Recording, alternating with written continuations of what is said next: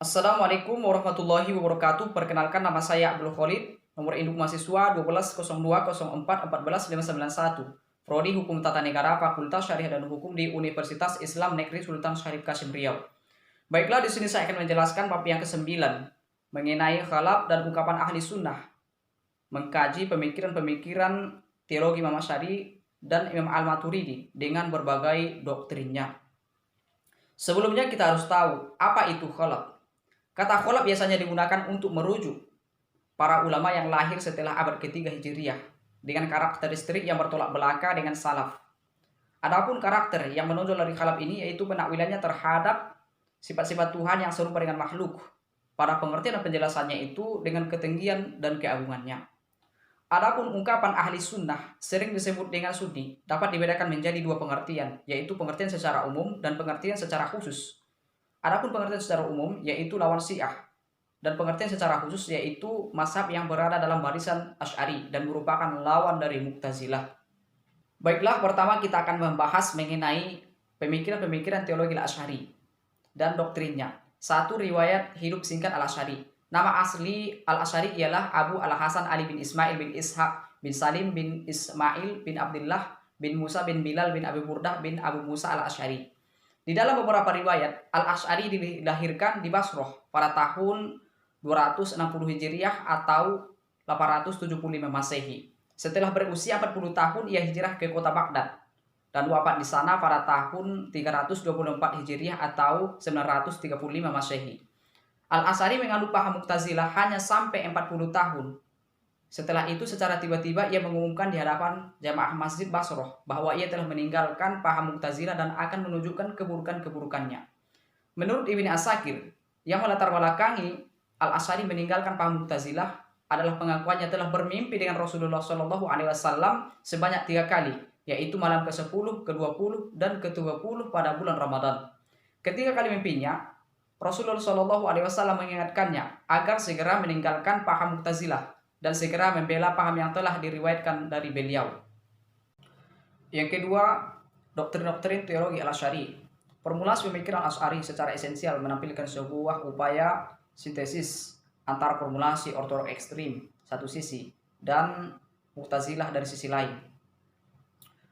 Upaya tersebut memiliki semangat ortodoks. Aktualitas formulasinya menampakkan sifat yang reaksionis terhadap Mu'tazilah. Lalu, apa sajakah pemikiran-pemikiran Asy'ari? Yang terpenting, satu, Tuhan dan sifat-sifatnya. Perbedaan pendapat di kalangan para mutakallimin tidak dapat dihindarkan. Sekalipun mereka setuju bahwa mengesahkan Allah itu adalah wajib.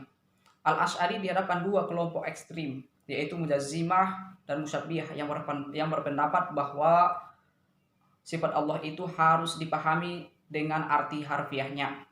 Selain itu, Al-Asy'ari juga berhadapan dengan kelompok Mu'tazilah yang berpendapat bahwa sifat-sifat Allah itu tidak lain selain esensinya. Maka dalam menanggapi dua pendapat yang berbeda ini, Al-Asy'ari berpendapat bahwa sifat-sifat Allah itu tidak boleh diartikan secara harfiah, akan tetapi secara simbolis. Al-Asy'ari juga berpendapat bahwa sifat-sifat Allah itu unik, tidak dapat dibandingkan dengan sifat manusia yang nampaknya mirip. Dua, kebebasan dan berkehendak atau free will. Setiap manusia memiliki kemampuan untuk menentukan dan memilih, serta mengaktualisasikan perbuatannya. Dalam hal ini, Al-Asy'ari mengambil pendapat menengah di antara dua kelompok yang ekstrim, yaitu Jabariyah berpendapat perbuatan manusia itu semata-mata, dan kelompok Mu'tazilah berpendapat bahwa manusia itu menciptakan perbuatannya sendiri. Al-Asy'ari membedakan antara kholik dan kasab.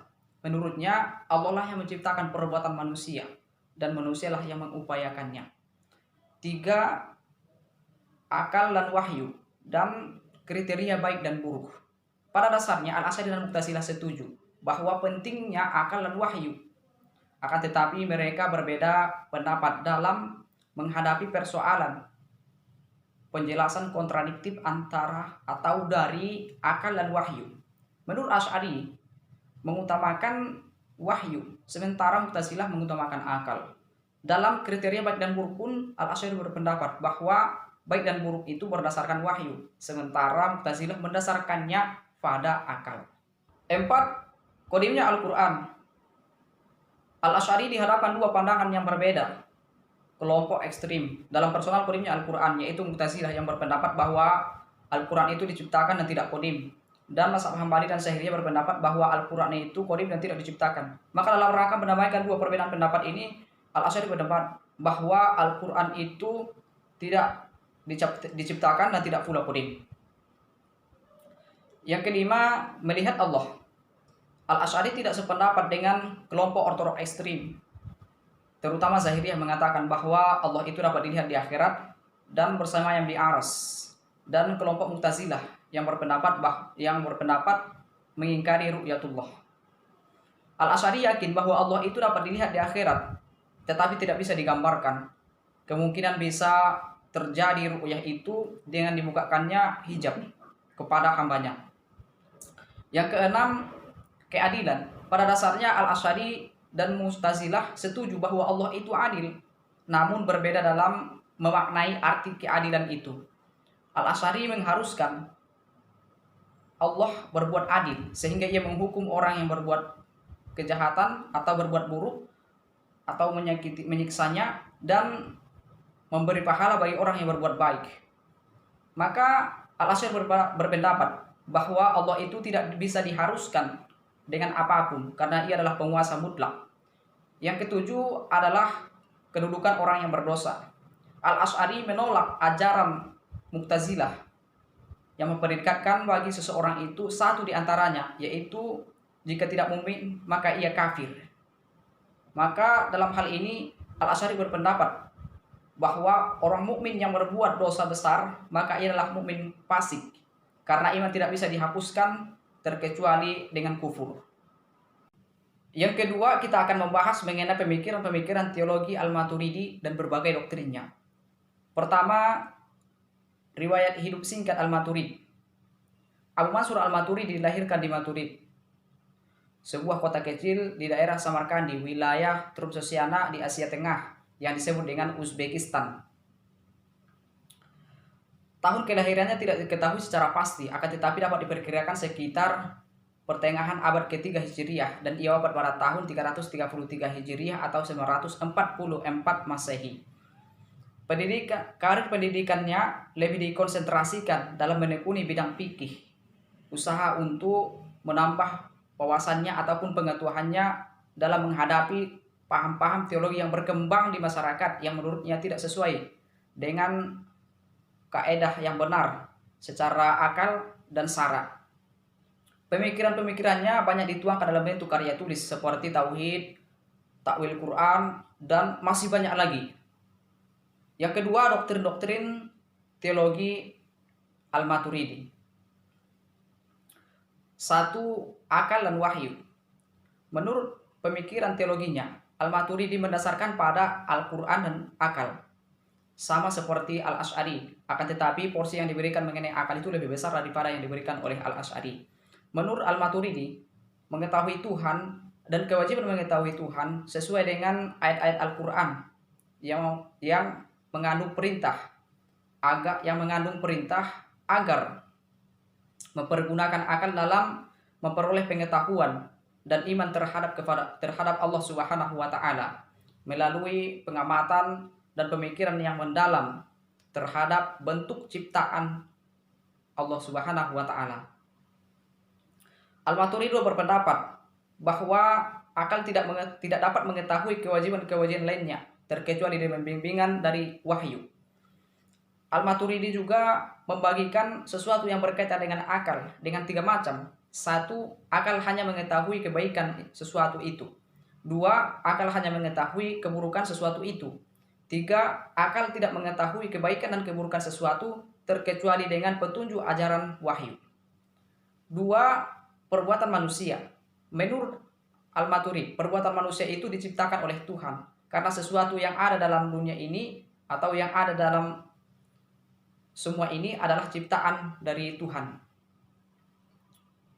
Akan tetapi dia menggabungkan atau menghubungkan antara ikhtiar sebagai perbuatan manusia dengan kudratnya Tuhan sebagai pembuat atau pencipta perbuatan manusia. 3. Kekuasaan dan hikmah mutlak Tuhan. Menurut Al-Maturidi, kudrat Tuhan tidak sewenang-wenang, akan tetapi perbuatan dan kehendaknya berlangsung sesuai dengan hikmah dan keadilan yang telah ditetapkannya. 4. Sifat Tuhan. Menurut Al-Maturidi, sifat tidak dikatakan sebagai esensinya dan tidak lain dari esensinya. Menurutnya, sifat-sifat Tuhan itu mulazamah, zat tanpa terpisah. 5. Melihat Tuhan. Menurut Al-Maturidi, manusia dapat melihat Tuhan di akhirat dengan penglihatannya karena Tuhan memiliki wujud, walaupun ia imaterial. 6. Kalam Tuhan. Al-Maturidi membedakan antara kalam yang tersusun dari suara dan kata dengan kalam lafzi. Menurutnya kalam lafzi itu yaitu sifat yang qadim bagi Allah, dan Al-Quran yang tersusun dari kata dan suara itu adalah baharu. 7. Perbuatan manusia. Menurut Al-Maturidi, tidak ada sesuatu yang terdapat dalam wujud ini terkecuali kehendak Tuhan. 8. Pengutusan Rasul.